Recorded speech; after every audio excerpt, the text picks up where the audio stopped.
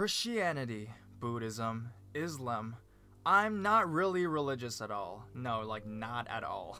But I do believe in ghosts. So grab a blanket, turn off your lights for 5 true scary stories that happened at church.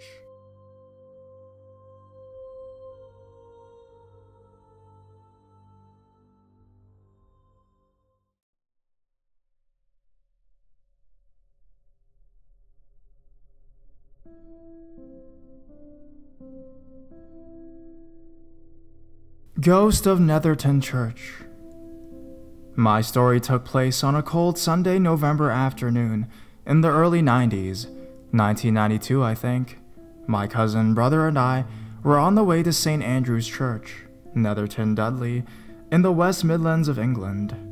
Pushing our bikes up the steep hill at the rear of the church from the canal, the hill was and still is overgrown with tall grass and short round bushes, and was rumored to be the unmarked burial ground for victims of the Black Death, so quite a spooky place anyways.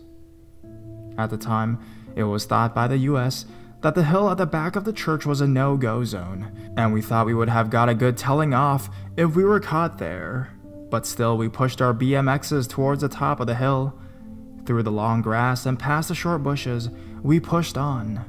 Just then, as we neared the top of the hill, I had looked up and caught a sight of a vicar with his black Labrador dog a few feet in front of him. "Oh no," I whispered. "There's the vicar." A little worried that we were going to be told off, the vicar stopped suddenly and turned towards us as we continued to walk behind a thin tall bush, no more than 2 feet wide. It was then, as we emerged from the other side of it, must have taken less than 1.5 seconds, that the vicar and his dog had completely disappeared, nowhere to be seen, vanished into thin air. Where could he have gone, and why? And there was no way he could have just called his black dog back to him in that 1.5 seconds. We stood at the top of the hill for a few seconds, just calling for him to come out, and then it hit us. At that point, we must have set a new land speed record on BMXs and pedaled as fast as we could back home. I would love to hear if anyone else has had a similar experience at this church or had seen the same vicar walking his dog. Difficult to tell, I suppose. He didn't look like a ghost and wasn't the usual vicar from the church that I had known throughout my school years. He was wearing old-fashioned clergyman uniform with a round black hat and a cloak to the floor. I had been back to the same spot a few times, once exactly 10 years later to the day, but had never seen anything else. Maybe his dog is just keeping extra vigilant. I still remember everything of this event like it was yesterday, and am totally convinced that what I experienced was a real ghost and his dog. I just can't see how this could be anything else.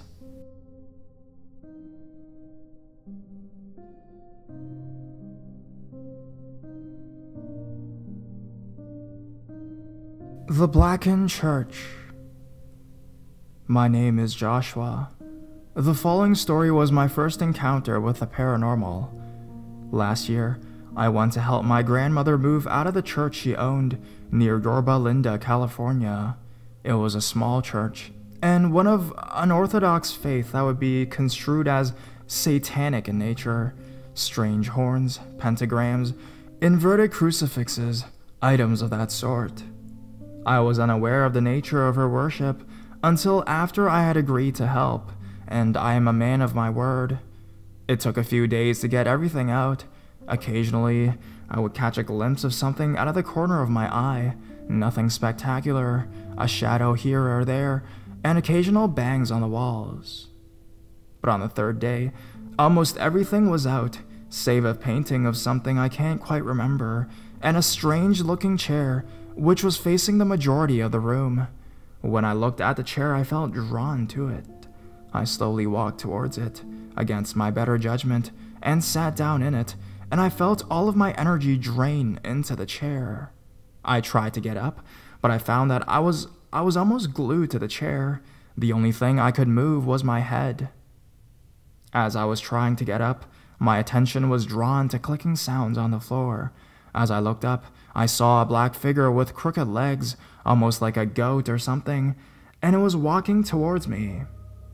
As I saw this, I tried with everything I had to move or get up, but I couldn't, no matter how hard I tried. The figure came closer, and I just shut my eyes and hoped that it would go away. The clicking sound got louder, and suddenly I heard someone call my name, and I opened my eyes and the figure had vanished. One of the other helpers was in the doorway and asked me if I wanted to go get something to eat. I was still unable to move, so I asked him to help me up. He came over and lifted me out of the chair, and suddenly I had my energy back. After that, I hopped into my car and left. I was severely shaken up about it, and I'm curious about what I may have seen that day.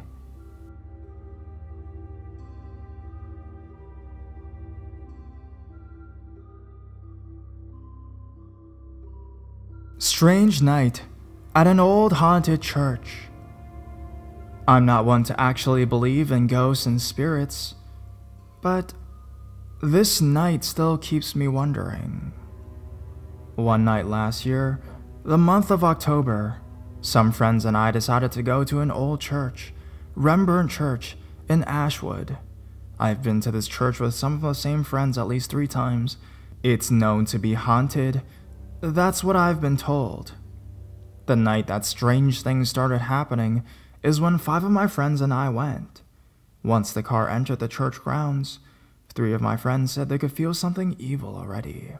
They were the type of people that strongly believed in ghosts and spirits. Since I didn't believe in that kind of stuff, I wasn't scared. So we all hopped out of the car. We all just looked around the graveyard looking at graves. After a while, me and one of my friends, Lindsay, got tired of doing that, so we started walking around together. As my friend Lindsay and I were walking, I would notice that she kept looking at a particular spot. Every time her eyes set on it, she went closer. And strangely, I was drawn also. It was a little tiny building, not far from the graveyard. It was so dark, all I could see in there was a sink and toilet. It must have been an outside bathroom. But Lindsay and I, for some odd reason, were really drawn to wanting to get closer to this little building. I finally pulled her away as she was just about to go inside it. Before we got to the others, we passed the church. She cried out that she saw something in one of the windows. They were huge glass windows of the church. I covered that side of her face and told her not to look. I did look myself. I saw nothing. We hurried away quickly and went back with everyone else. We walked around more with everyone, and then Lindsay and 2 of my other friends went to sit in the car. I was with my guy best friend, admiring graves, while the other girl was somewhere looking at graves also. Then, out of nowhere, I hear someone yell my guy best friend's name, and for him to come quick. So he starts running to the car, so do I and my other friend that was looking at graves as well. When we enter the car, I see Lindsay there sitting in the passenger side with the door open and her legs out rocking and focusing on something in the distance. Then my guy best friend goes and tries to talk to her and ask what's wrong. She wouldn't answer him. I noticed something wasn't quite right about the way her face looked, and I just stood there, watching them in shock. Then she grabbed him, and he was trying to get her off of him. She was strong. He couldn't get her off of him. That is when he knew that something was wrong, along with everyone else. When she finally calmed down, he was in front of her asking her to say Jesus, but she couldn't do it. She could not do it. She could get in the G out, but then she stopped. She didn't sound like herself. I was scared and didn't know what to do, other than run and hug the girl that was also at the car. I was crying, and I could tell she was scared too. I don't know what happened when they went to the car, but I still think maybe if I was with her, something like this wouldn't have happened. I did earlier that night when we were walking around and asked her if she was okay. She says yes, as long as you are with me. To this day, I think about that. Finally, things settled down after my guy best friend talked to Lindsay. By talking, I mean he believed he could help keep evil away. We then decided to leave. It was for the best. Lindsay was staying the night with me over at my house that night. When we got to my house, we came straight into my room. I looked at her, and she looked at me. I believe we were both just in shock about what just happened. I looked down at her arm and saw the strangest thing that keeps me wondering. She had a big red bulged up spot on her left arm, about 4 inches long and 3 inches wide. It was so weird. I touched it and it was hot, while the rest of her skin was cold. I could tell she was worried about it also. I called my guy best friend that helped her out and told him about it. He told me to get her to say Jesus and to read the Bible together. She said Jesus, fine. I got a Bible and I read a page and I asked her if she could read it, and she did. Everything was fine the rest of the night. The red spot was gone the next day, but Lindsay and I have agreed to not ever go back to Rembert Church ever again. And I haven't been and she hasn't. But I really still wonder to this day if something really did happen that night. What an explanation to that big red spot on her arm, and why was it so hot?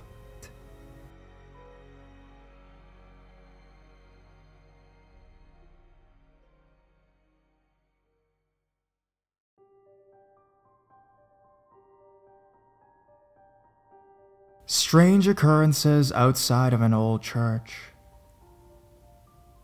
This experience happened about 7 or 8 years ago when I was about 13 years old. I still remember it vividly. Growing up as a teenager, I've always enjoyed exploring supposedly haunted places, such as abandoned mental hospitals, creepy roads, etc. Living in New Jersey, those places were easy to find due to Weird NJ, a statewide magazine publication dedicated to finding and exploring the state's most bizarre, creepy, and haunted places. Because I was so young at the time, I would have my mom drive me to some of these places so I could experience them for myself. My mom has always been extremely skeptical of any sort of paranormal activity, but always got a good kick out of visiting these places with me. One place in particular that we visited together was known as the Satanic Church, an abandoned church located in a wooded area known to be the meeting place for alleged satanic rituals and ghost sightings. One evening, my mom and I decided to take the drive to visit the church. When we arrived at the church, we parked in a dirt lot next to it, quickly got out of the car, and began exploring. After exploring the exterior of the church for a few minutes and realizing there were no easy entrance to the inside of the church, we quickly became disappointed and decided to leave. We hopped back into the car and left the dirt lot. Before we left, however, we stopped in front of the church to get one last look. This is when I noticed something strange. Behind the church lies a very heavily wooded area. Deep in that wooded area, I began to notice a few small orb-like lights that were white in color. Immediately, I asked my mom if she was seeing what I was seeing. She said no. Suddenly, the few white lights were coming from deep in the woods, and they began to multiply. More and more of them started to appear out of nowhere, and as they began to multiply, they started to get closer and closer to where we were. These orb-like lights were flickering like lightning bugs, but at a much more rapid pace. As these lights began to get closer and closer, my mom basically just stared and said, "Holy shit!" The lights quickly came out of the woods, past the church, and almost reached the road that we were on when my mom stepped on the gas and booked it. She must have been doing 90 on the 40-mile-per-hour limit road all the way back to the interstate. To this day, my mom will never go back there.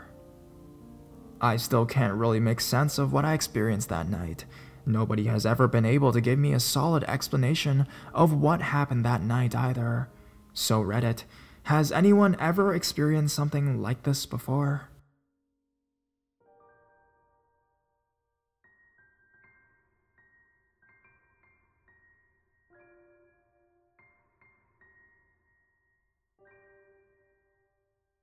Haunted school church grounds. New to Reddit. Hope this is the appropriate sub for this. I went to a Catholic school for about 9 years, K to 8. During that time, I experienced quite a few things that I still cannot explain. I was a teacher's kid, so I got to wander around places most students didn't get to go. The school. The first one I remember happened in the old convent after hours. I was probably about 9 at the time, and before my mom could leave for the day, she had to drop off some paperwork there. Instead of going to the front door, she decided to go to the back way through the preschool playground. The basement of the convent had been converted to a preschool daycare. Upstairs were offices, conference rooms, and a chapel. The back door took you to the conference rooms, and the offices were near the front. We were going up the stairs to the door when I thought I saw something in the window to my right. I looked in and saw the old kitchen. Standing at the counter was what appeared to be a shadow that was moving from side to side as if reaching for something. After a minute, it turned and disappeared into a dark doorway. My mom had already gone into the building by that point, and I never mentioned it to her. For a few years, my mom's class was moved to a room directly above her old one, and there was a double-ended closet connecting it to a storage space above the gym. I was up there one summer before school started, helping her get her classroom ready, and we were moving chairs from this attic into the classroom. She had gone off somewhere.